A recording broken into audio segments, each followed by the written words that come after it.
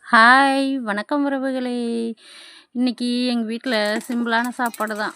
வண்டியில் குலதெய்வங்களுக்கு போயிட்டு வந்தது குறுக்கெலும்பு வலிக்குது, என்னன்னு தெரியல. அதனால் காலையிலே மைதா மாவு கரைச்சி நீர் தோசை ஊற்றி தேங்காய் சட்னி ரெடி பண்ணி அதோட விட்டாச்சு.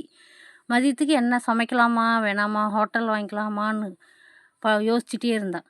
அப்படி மல்லாக்கப்படுத்து விட்டத்தை பார்த்து யோசிக்கும் தான் எனக்கு ஒரு யோசனை தோணுச்சு. இந்த ஃப்ரிட்ஜில் என்னைக்கோ வாங்கிட்டு வந்த கருவேப்பிலை, கொத்தமல்லி, புதினா தழையெல்லாம் வீணாக தானே போகுது. அதை வச்சு என்ன செய்யலாம் அப்படின்னு யோசிச்சுட்டு இருக்கும்போது தான் எனக்கு ஒரு யோசனை தோணுச்சு.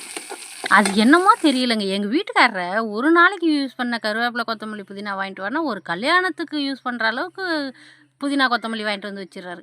அது வேறு ஃப்ரிட்ஜில் கடந்து வேஸ்ட்டாக போகுதே, அதை என்ன பண்ணலான்னு யோசிக்கிறதுலேயே என்னோடய பாதி காலம் அதிலே போயிடும் போலங்க.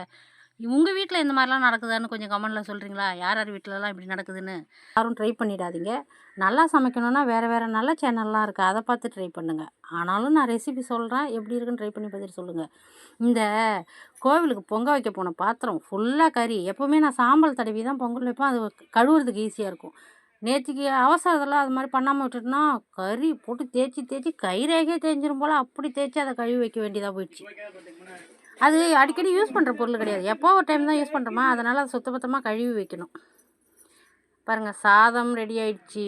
சாதம், கருவேப்பிலை, கொத்தமல்லி, புதினா போட்ட தொக்கு, தயிர். ஆனால் குழம்பு நல்லா தான் வந்துருந்தது, பார்க்குறதுக்கே அவ்வளோ அழகாக சூப்பராக இருந்தது. இது இட்லி, தோசை எல்லாத்துக்கும் சாப்பிட்லாம்.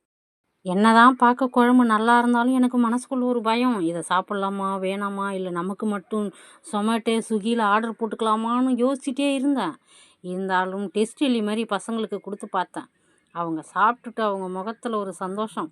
நல்லா இருக்குமான்னு சொன்னாங்களா, அதுக்கப்புறம் தான் அப்பாடான்னு எனக்கு முகத்தில் ஒரு தெளிவே வந்தது. சரி, நம்மளும் சாப்பிட்லான்னு ட்ரை பண்ணேன்.